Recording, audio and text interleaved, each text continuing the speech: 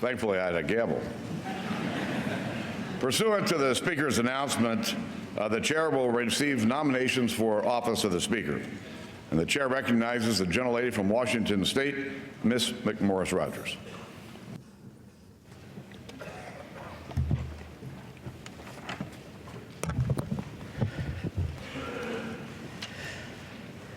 Mr. Speaker, today in the People's House, it gives me great honor to nominate the People's Speaker. You don't need to look any further than the architecture of Washington, D.C. to see what our founders envisioned. It's not by mistake that the dome over the Congress is the very center of the federal city. The White House and the Supreme Court are set about us, satellites to the supreme power of the people expressed in this legislative body.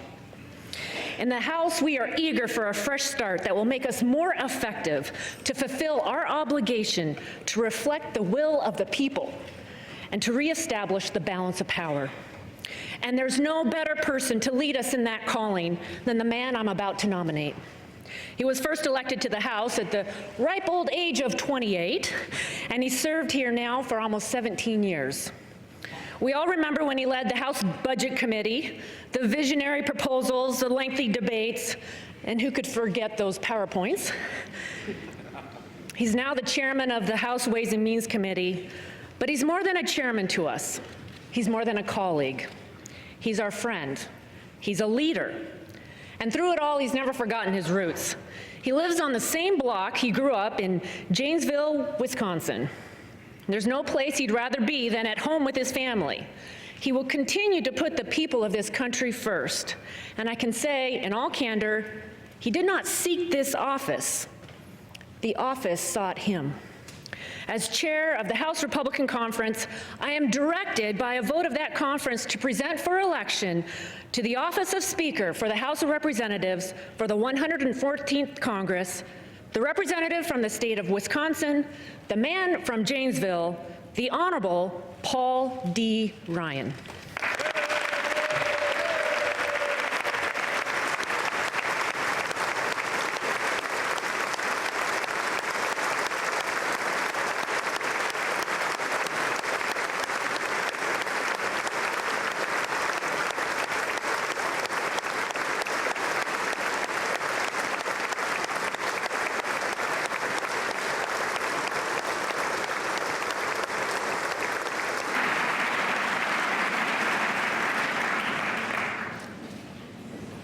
The chair now recognizes the gentleman from California, Mr. Becerra.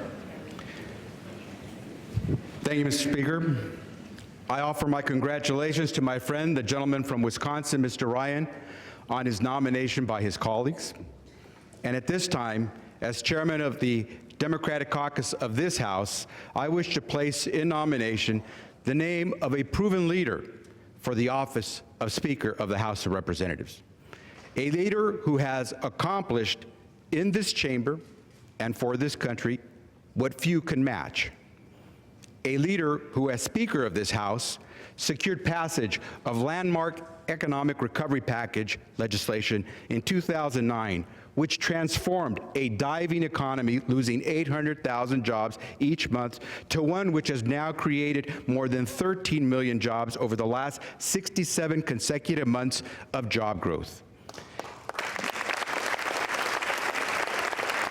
A leader who, as Speaker, accomplished what 70 years of Congresses could not: enactment of our life-saving health security law, which has put 18 million more Americans in control of their and their children's health care.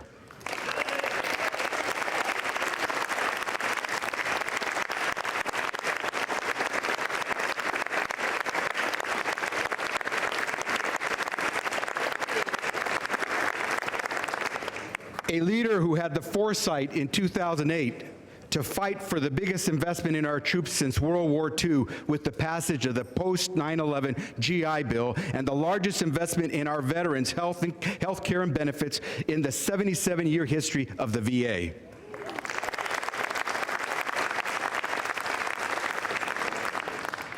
A leader who was not afraid to take on the challenge of fixing our broken immigration system and secured passage of the DREAM Act in 2010. Mr. Speaker, leadership is about making the tough choices and getting things done. It means knowing how to build a majority, not just with the members of your own political party, but with the 435 elected members of the House of Representatives so we can get things done. This leader understands that and knows how to get things done, even while serving in the minority in this House.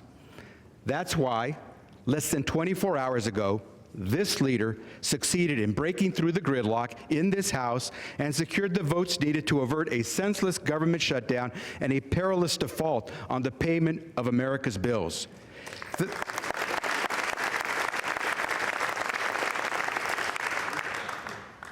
Thanks to this leader, 16.5 million seniors will not suffer a $55 per month increase in their Medicare premiums, and Congress will not cut the Social Security benefits of 11 million disabled Americans by 20%.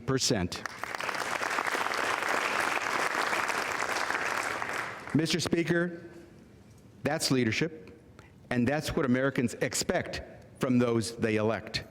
That is why it is my privilege as chairman of the House Democratic Caucus and as directed by the colleagues of the Democratic Caucus, I nominate for election to the office of Speaker of the House of Representatives from the 12th District of the great state of California, the Honorable Nancy Patricia D'Alessandro Pelosi.